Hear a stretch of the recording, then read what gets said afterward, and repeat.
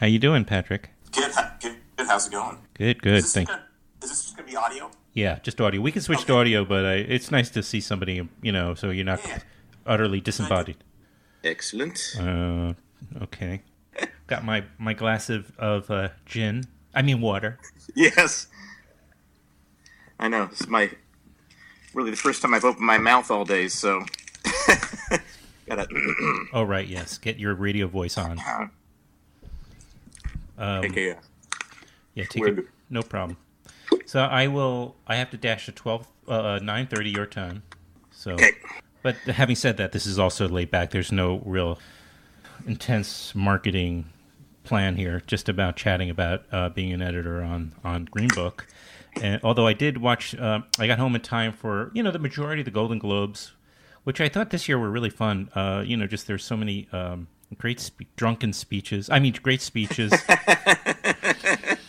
And but I did see when the whole gaggle of you guys came on. I saw you on the stage. I did a quick look up to see what you look like. Well, I actually wasn't there on the stage. Oh, you weren't there?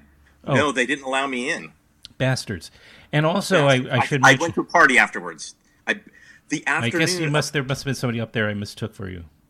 It might have been Mike. I don't know. I beg your pardon. But yeah, I didn't get to go. I didn't get to go on stage. They just the ghettoizing of the would editor. not give me a ticket, and then I couldn't even go to the parties until the afternoon. Andrea managed to scrounge me a ticket to go to the party, so my wife and I went to the party. Well, that's good. I'm glad. So that was good. I got to hold the Golden Globe, which was cool. Those are heavy. Oh yeah. Oh yeah. Yeah, it's about 5.5 pounds. Oh, that's substantial, right? You feel like you're holding something. It felt a little. I actually felt like more like 10 pounds, but I went back and looked, and it says it's just 5.5. Oh, you looked it up. Right. And so, but I think who was making the speech, was it? Pete, right? Yeah, Pete Farrelly, right, the director. Yeah. I was a bit also. I can say this because you don't have to be put in the awkward position. He didn't thank you, and I was a bit annoyed. Peter Farrelly, I'm not. Let me just say, here's my list of people who I want on my show. Peter, off the list. I'll take your brother, the other Farrelly brother, Bobby. Yeah, Bobby Farrelly.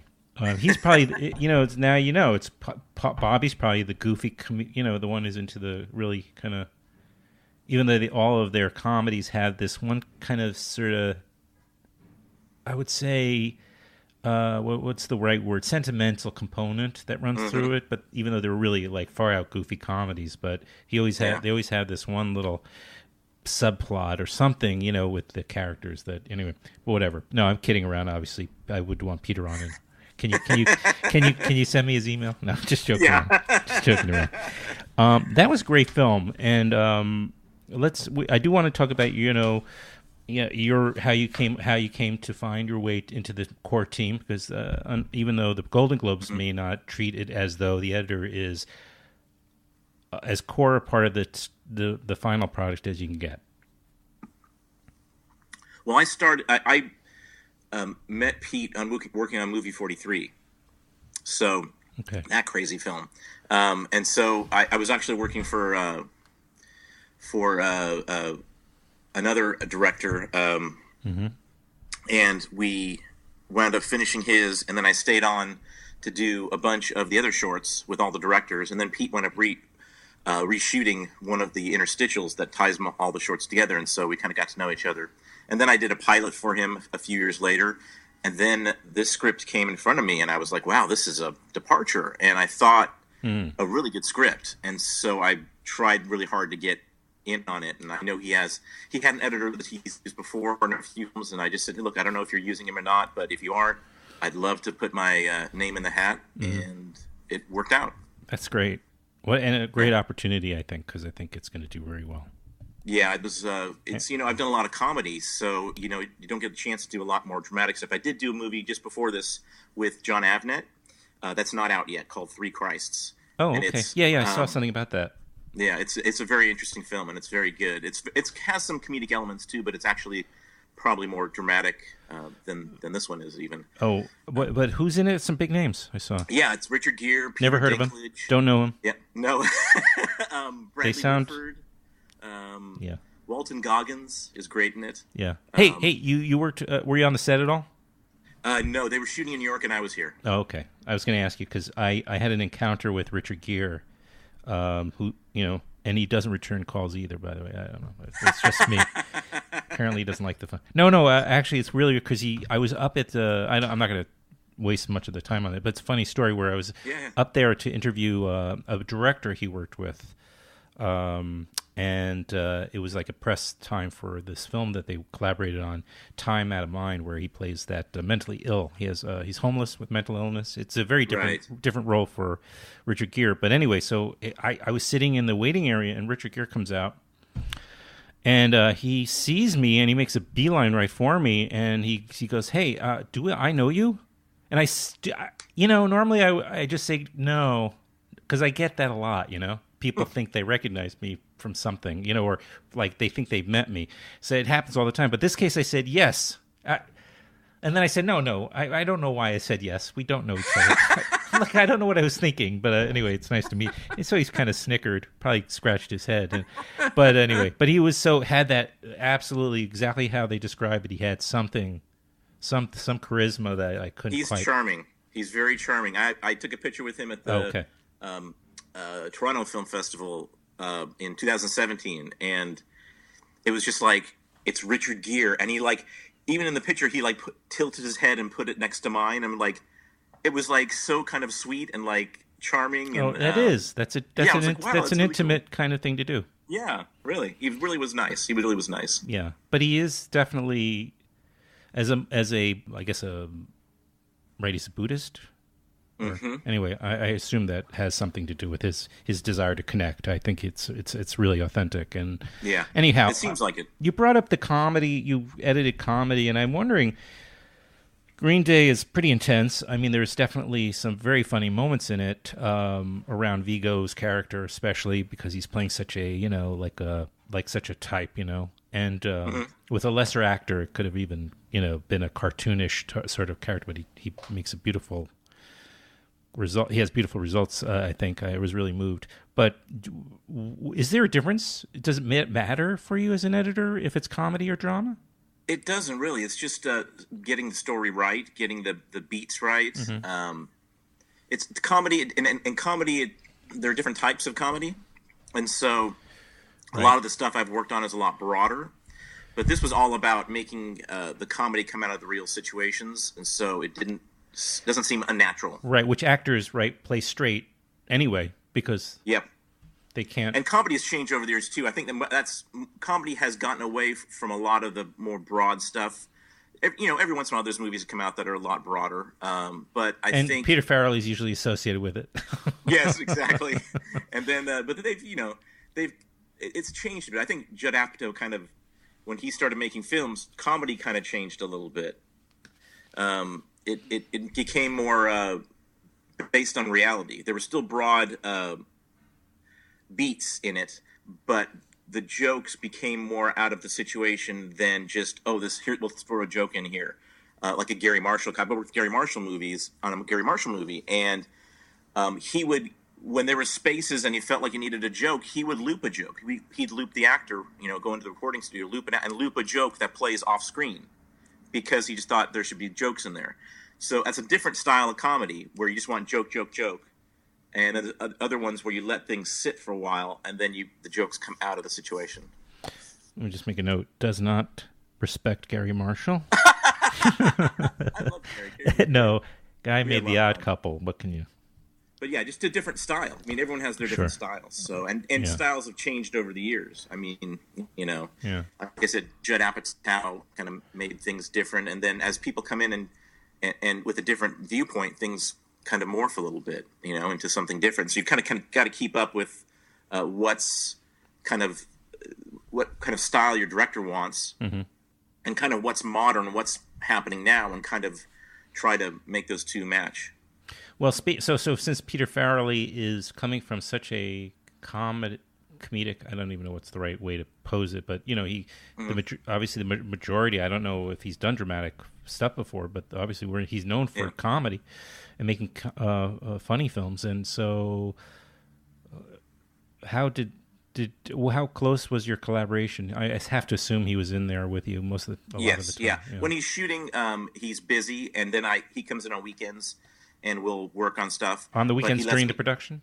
During production, like a day. He'll come in like on a Saturday and just look through some things for a few hours and like work with me, and then I'll show him some stuff, and next week I'll do the changes, and I'll work on the new stuff. And so it's kind of a casual at first, and he lets me have my space to kind of try things. You're assembling? And then once we're done, he's in the cutting room every day. Okay. Are you assembling, as they say? Is that what you're doing already? Yeah. During the production? So I put it all together, and like the first cut was like, everything was in there, and all the music sequences played long, and it was 2 hours and 40 minutes, no credits, so it was long. Yeah. But I knew stuff was going to come down. I just didn't want to make that decision right away. I wanted to show the full, even the musical sequence. I wanted to show the entire musical piece, right, so that we could see it in case when we trim it down, maybe we just want to go, take at the beginning and the end and put them together, or maybe we want to fade out, or maybe we want to.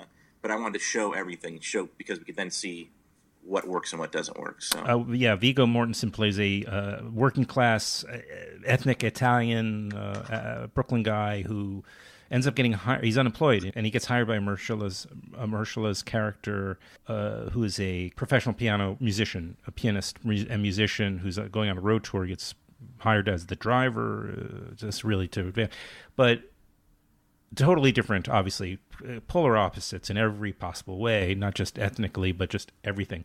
And so there's a really nice moment, and obviously this comes from the script and the direction, but I want to just give an example where most of the time, because Viggo's character can't connect to the music, and I'm being general here, he's standing outside during one of these gigs, maybe in Ohio and Pennsylvania, wherever they start the tour in the Midwest, and then they work their way down to the Deep South, which is where the crux of the film takes place.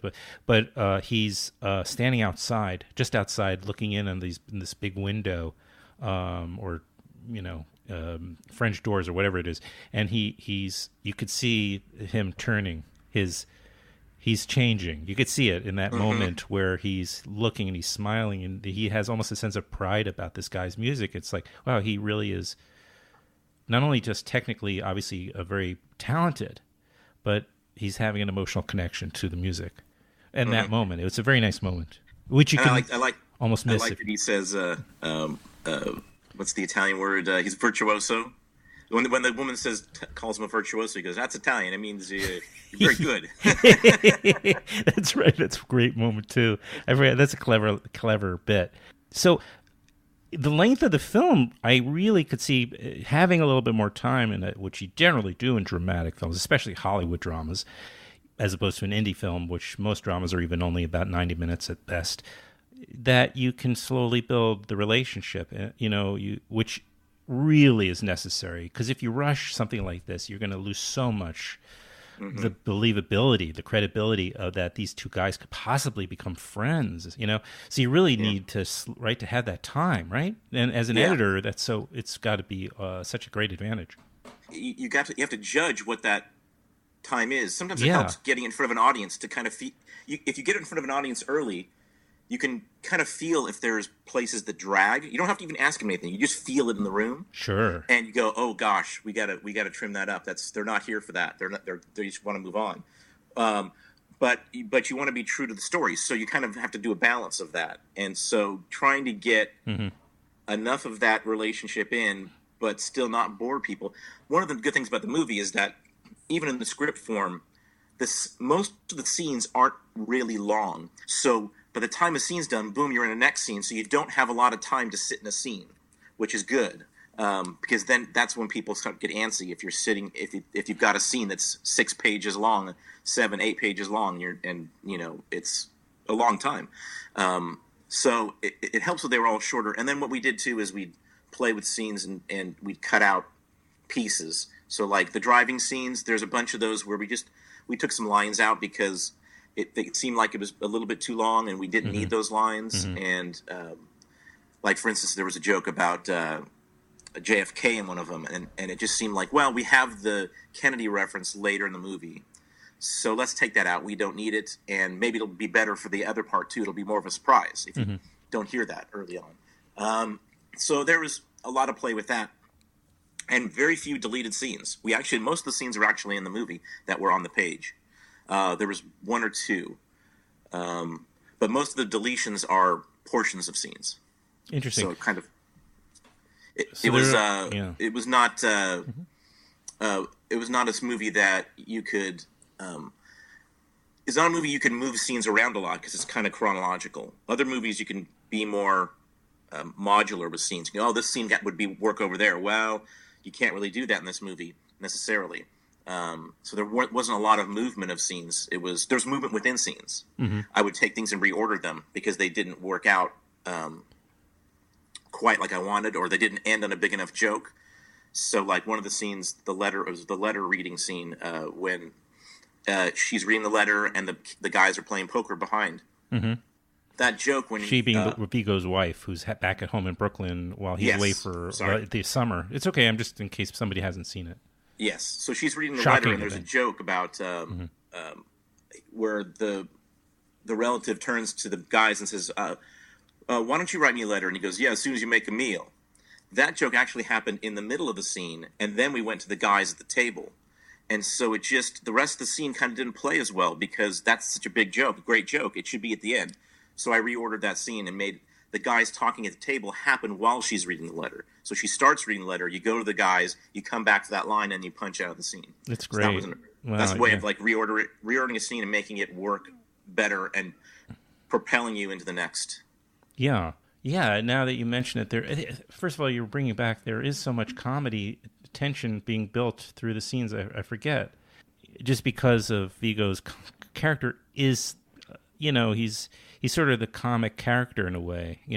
There is a kind of an odd couple, referring to the odd couple kind of energy, or chemistry that exists there. There's totally an odd couple in that way, going back to Gary Marshall. But it's funny. Because Vigo is completely inarticulate and very clumsy writer, and so Mahershala helps him with write these very, very romantic love letters to his wife. It's a really nice touch. In lesser hands, the movie would have been broad, and I can also imagine, we were talking before about how comedy changes and how and now there's more. It would have been handled so differently like 20 years ago, the kind of movie that like somebody like, again, I keep using him I don't mean to, but Gary Marshall would have made a very different kind of comedy, or somebody else like that would have made a very different comedy. Here you have characters that are doing bits, but at the same time they feel very real to us, Yeah. I was very conscious about making sure the comedy was the right tone for the whole movie, because it seemed like if there was any beats that seemed too jokey, it wouldn't work. And there were ad-libs on the set too, so there's a lot more comedy that wasn't in the movie because they'd let them try stuff. Sure. Other writers were on the set too, so they would be writing stuff and really hand it over. Yeah, so there was lots of kind of movement on the set, and so there were options, and so it was always about making sure that something wasn't too jokey.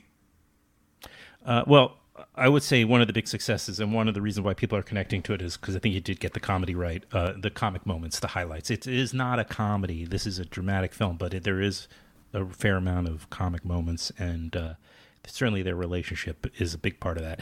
Let's also, one thing that's also become controversial, I'm not even really interested in talking about it because I'm just not in agreement with those that are criticizing the film within this context of political correctness or just whatever. I don't say in general that's not a valid way to look at films, especially ones dealing with racism like this film does. You should look at it that way, but I think it pulls it off rather well, and I think that I looked at the film as two damaged characters who come together and actually help heal each other to a great extent. Not completely, but they help heal each other somewhat over the course of this trip they take together, and that they are equal. And that's that to me. And I didn't think that it was, patronizing. And I thought the tone is just right. But I do want to talk about that because the idea of the patronizing aspect, which it could have had, or any other kind of byproduct of telling a story about racism, that's another component to the editing. The tone of that, correct? Yeah. Or? They were very careful. I mean, Pete wanted to make sure not to go that direction, so he always asked for input. He always brought it in front of people, and he always wanted to make sure it didn't seem like this white savior movie, which I don't think it does. No, and that's what. And if your argument, people's argument is, well, he saves him at the bar. Well, his job was to be a bouncer. That's his job, to save him, because he's basically a bodyguard for him. But you see like a strong black character, and you see him his influence on this guy who's really a racist. He wouldn't consider himself racist probably, but he's racist. I mean, he's throwing away glasses that the workers drank out of, the black workers drank out of. So right. And they were also trying to make sure to keep on the details fairly well. They had played tapes of Lip's dad to Dr. Shirley while he was alive, and he told them, do the story just as your father said. Just don't do it until I'm gone. He didn't want it to be told while he was around. Yeah, You might guess a reason for that because of the movie, but I don't know if that's the reason. I don't know what the reason would be exactly, but you can make guesses. Yeah, I guess that's right. Mahershala plays Don Shirley, who's actually. This is all based on a true story. And then zhuzhed up for Hollywood, I'm sure, to some degree. Yeah, but even so, we don't know exactly the dialogue that was said in these scenes. So right, liberties are taken. Yeah.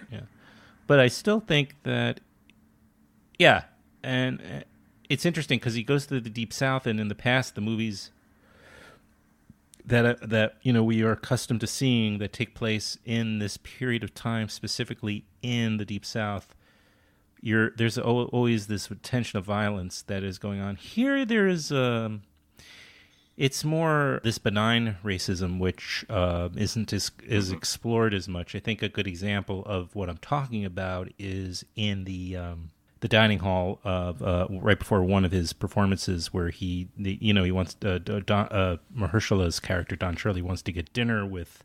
What's his name? Frankie Tony. What's his name? I forget now. Tony Lip. Of course, how could I forget Tony Lip? Lip. How could I forget? He's trying to, and that type of thing where he comes up, they give him the star treatment to, when he arrives, when Mahershala arrives, they give him the star treatment, and they give him a big handshake and a warm welcome. You there? Yep. Okay, the video froze, but that's fine. Oh, weird. On my end here. But when it came to sitting in the dining hall, it's a different story, right? Yeah. So that's kind of where the racism is the most obvious in this film, anyway. Yeah, the other thing that Pete wanted to do was he didn't want to have the typical moments that you have in these movies, so he specifically chose moments that maybe people didn't know about. Mm-hmm. So, for instance, when he goes to try the suit on, and you're not allowed as a black man to try on a suit. If you do, you have to buy it first, then they'll tailor it for you. You're not allowed to touch the material, which is insanity. Mm-hmm. So that was something that was true, that was maybe not as well known, that happened in the South. So he wanted to keep it to things that sort of almost like mundane, typical daily things that somebody would run into, as opposed to these big dramatic confrontations, which were very, you kind of lose the actual being able to relate to him as a real person going through a typical day that he has to go through if he's in the South anyway. Yeah. Right, or even in parts of the North, I'm sure. I'm sure they encountered similar things in the North too. Actually. Oh yeah, I mean, even Don Shirley says, would this be any different if I were in your neighborhood talking to Tony Lip about his good point neighborhood in Brooklyn? It's like, not really. If he walked into a bar in his neighborhood, probably not that much different. True. Yeah. So did you get to the set at all? A little bit. I went the first day when they were doing a lot of the car stuff, mm-hmm. and saw them working on that. They were shutting down streets and driving around, and that was really fun to see all the old cars. Amazing. Yeah. But then I pretty much was stuck in my office working because they kept shooting. Right. If they stopped shooting, I wouldn't have so much work to do. Right. And feeding you. It's not always the case where the editor is assembling on the in real time. Yes, usually you start on the first day, and you just try to keep up day to day, so that by the time they're done shooting, a few days later you have pretty much the entire movie put together, and then the director usually comes in fairly soon. Usually they take a week off, hopefully, to give me a little bit of break to finish and like try to add some more music and tighten things up and change things. Because it's hard once you're cutting it scene by scene by scene, and you haven't seen it in its entirety until the end, and then you see it and you go, okay, I got a lot of things to change here. It helps to have some time to do that before the director comes in. As you're reviewing, as the meetings are going on, though, during the production, and when Peter's like coming, is there a way that maybe it's not even on this particular production, but maybe in the past, where you are also kind of giving suggestions in order to make editing easier, so you can tell them, well, we'll need something where anticipating a problem and a solution, providing a solution in a way for the editing. Does that make sense? I usually do. After the fact, I will. What I'll do is, like, the scene's not working and I maybe need a shot. I'll say to the director, it would be really helpful if I had this shot, and let me show you why. And I'll show a scene, and I'll put in a blank where the shot should be, and I'll say, see how that would work if we had that shot. And if they have time and they agree, then they'll shoot that. Gotcha. If there's I try not to do too much before, because I don't want to step on their ideas. Mm-hmm. You have to be very careful about what you would bring up ahead of time. But if I read something and had a take on something, I'd say, hey, I had a thought. If you take it or leave it, but I thought it'd be funny if this character said this. I'll throw it in there. Mm-hmm. I won't try to do too much of that, because I don't want to step on any toes. Right, it makes sense. But after the fact, when they're shooting it helps to be working day to day and basically finding pieces that maybe they didn't shoot that you're going to need, inserts or that sort of thing. So I'll keep a log of inserts and stuff, because usually by the end of the movie there'll be someone like a second unit person that'll go to shoot inserts, and I'll say, I really like to have these inserts, or these shots, or I need a driving shot that looks like this, and so I'll keep a list of that as we go. Well, I know not Oscar. I mean, I don't look everything through the litmus of Oscars, but it's the time of year, and so I'm bringing it up. I know January 22nd, the nominations will be announced, right? I'll wish you luck with. Hopefully, I hope to see your name up there with the rest. Oh, thanks so much. I appreciate it. That would be exciting. It's been a fun ride. It's been really fun a fun movie to work on, and it's nice to work on a movie that means something, Absolutely, that you can be proud of, right? And I hope to, and I hope that, I just hope that, because I think the movie really is beautifully paced, and I obviously that was one of the reasons I thought it would be great to talk, because I think that my assumption was you played a significant role in that success, So thank you for coming on. Oh, absolutely! Thank you for having me. We'll do this again soon, I hope. I hope so. Yeah, let me know. Okay, Patrick J. Don Vito. Yes. Okay, thanks. Nice Irish-Italian boy. That's right, Patrick. Patty Don Vito. I'll be in touch with when I have this finished. Yeah. And awesome. Thanks so much. It was a pleasure. It was fun. I'm glad you had a good time. I did too. Excellent. All right. Take care. Care. You too.